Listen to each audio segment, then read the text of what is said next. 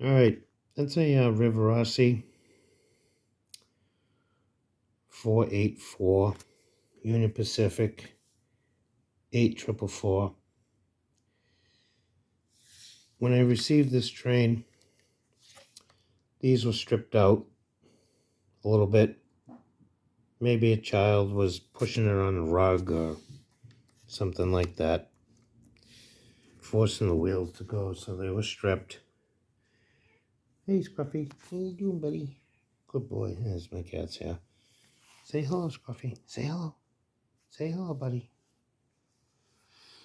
So, what I did was I pulled the axles apart, cleaned them up, got a little oil out of them, whatnot, and glued them, let them sit overnight. Of course, I quartered them first. And the problem here was no matter what I did, this side, it would not work. It was just so badly. I even tried drilling the center of it out, inserting a piece of plastic, then re-drilling the center of that, and putting it back on the axle. And it worked a little bit, but I didn't drill it exactly in the center, so it wobbled a lot. So the best thing I could come up with was this rim, as you can tell, is different from the other three. It's a little smaller. This here, if you look really close, you can see that this tire is actually over another tire. It's glued on there. What I did was I took a New York Hudson, and there was pieces parts, and I used that rim, grinded down the inside flange, and then basically pressed the outer tire over the tire, but I had to glue it just so it wouldn't come free and make sure it stayed centered. I had to do both sides. It operates pretty good. It may have a slight quartering issue on that particular rim. I'm going to do a test run now. I did run it briefly on a straight piece of track, but I didn't run it around any corners. But it didn't bind or anything at slow speed, so the quartering could be okay. The gauge, as far as in between the left wheel and the right wheel, seems to be this one here, particular one, when it glued. I don't think I had it all the way pushed in, so I glued a little bit out of gauge. I think I'm gonna have to pull that apart again and redo it. But let's just try it out and see what happens here.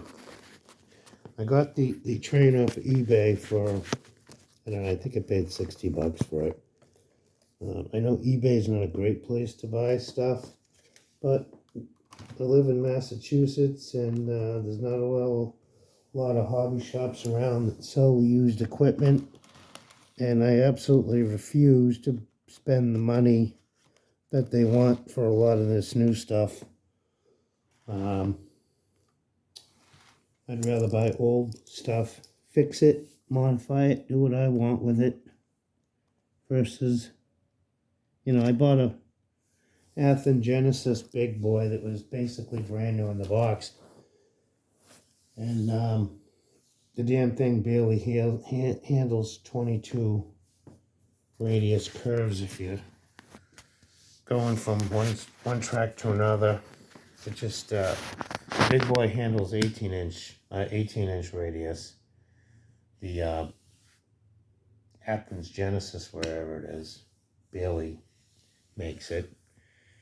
They have a MRC sound decoder in it, back from 2007 or something. They're horrible. I'd rather just build my own train. So anyway, here we go. It's pretty smooth. Gonna get a little bumpy going over the switches because the Bachmann, they're garbage, but for a temporary layout, they're good enough. I did have to modify the Bachmann switches with a piece of sandpaper and a little file, get the points sharper so it wouldn't derail. That particular switch down there I haven't done yet, so this train for some reason struggles at that switch. As you can see, the repair seems to be working a little bit. I mean, it seems to be working pretty good. I don't see the train hobbling all over the place.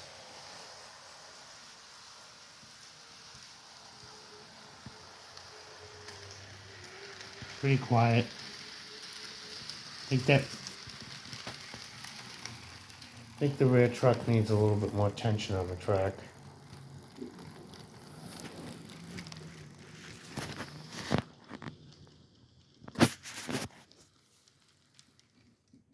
Let's just do this out.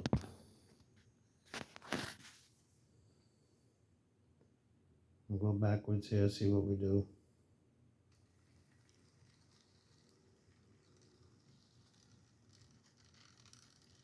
Not too bad. Got a little bit of hobble in it, especially when I went over that switch. Could be the traction tire that's on there was actually a little too small for the rim, and I stretched it. It might be stretched unevenly, causing that wobble. But I'd say the repair was a success. Like I said, I used the next size down rim, Rivarossi rim, and I grinded down the flange and put the steel tire from the original rim over that one and glued it in place. Yeah, that train does not like that switch for some reason. But anyway, there you have it.